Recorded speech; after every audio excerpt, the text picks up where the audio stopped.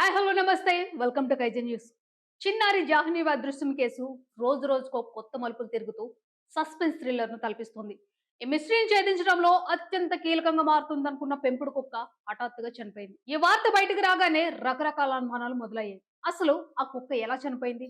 మెడకు కట్టిన ఆ ట్రాకర్ వల్లే ఆ కుక్క చనిపోయిందా, లేక దీని వెనుక ఏదైనా కుట్ర దాగుందా అని రేడియేషన్ పుకార్లు, వాటిపై సైన్స్ చెప్పే పక్కా లెక్కలేంటో ఇప్పుడు తెలుసుకుందాం. కుక్క మెడకు ట్రాకర్ కట్టడం వల్లే రేడియేషన్ వచ్చి చనిపోయిందంటూ కొన్ని కథనాలు ప్రచారం అవుతున్నాయి. కానీ సైన్స్ ఏం చెప్తుంది? అసలు నిజమేంటి?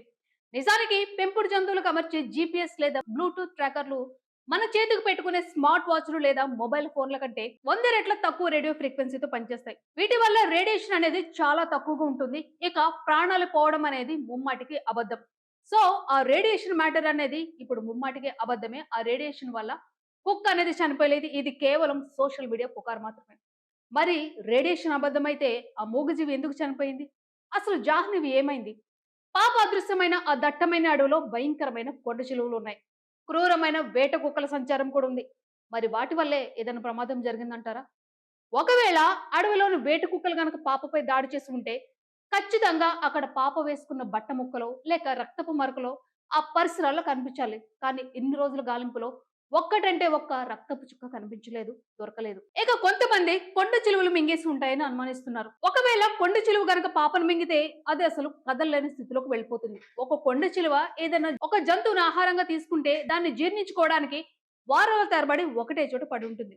కానీ డ్రోన్లు, డాగ్ స్క్వాడ్స్ తో వందల మంది పోలీసులు అడవిని జల్లెడ పడుతున్నా అలాంటి కదలలేని కొండ చిలువ ఎక్కడా కూడా అధికారులకు ఒక్కటంటే ఒక్కటి కనిపించలేదు. జంతువుల దాడికి ఆధారాలు లేవు, రక్తపు మరకలు లేవు, బట్టల ఆనవాళ్ళు లేవు. ఇప్పుడు అనుమానాలన్నీ అడవి జంతువుల కంటే భయంకరమైన మనుషుల వైపు చూపిస్తున్నాయి. ఇది పక్కా కిడ్నాప్ కోణమే అనే అనుమానాలు కూడా బలపడుతున్నాయి. కేసును పక్కదారి పట్టించడానికే కావాలని అడవివైపు సీన్ క్రియేట్ చేశారా? అందుకేనా కేసులో క్లూస్ ఇస్తుందనుకున్న ఆ ట్రాకర్ కుక్క కూడా హఠాత్తుగా చనిపోయింది? నిజంగానే దానికి ఇన్ఫెక్షన్ వచ్చిందా, లేక మెడకు ట్రాకర్ బెల్ట్ చాలా గట్టిగా బిగించడం వల్ల ఊపిరాడక చనిపోయిందా? ఈ ఆధారాలన్నింటినీ పక్కా ప్లాన్ ప్రకారం చెరిపేయడానికి ఎవరైనా కావాలనే ఆ కుక్కకు విషం పెట్టి చంపేశాడా? పాప చనిపోయిందన్న ఆనవాలే లేవు. కాబట్టి జాహ్నవి సజీవంగా ఎవరో ఒకరి దగ్గర ఉందనే ఆశలు రేకెత్తుతున్నాయి.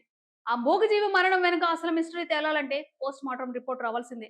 పోలీసులు అడవిని మాత్రమే కాదు, అడవి వెనుక ఉండి నడుపుతున్న లీడర్ల మైండ్ గేమ్ ను కూడా బ్రేక్ చేయాలి. ఇప్పుడు పోలీసులు ఆ చుట్టుపక్కల ఉన్న రైల్వే స్టేషన్‌లోను, బస్ స్టాండ్‌లు కూడా జల్లెడ పడుతున్నారు. ఏది ఏమైనా సరే జాహ్నవి ఎక్కడున్నా క్షేమంగా ఉండాలని, త్వరలోనే ఆ తల్లి చెంతకు చేరాలని కోరుకుందాం.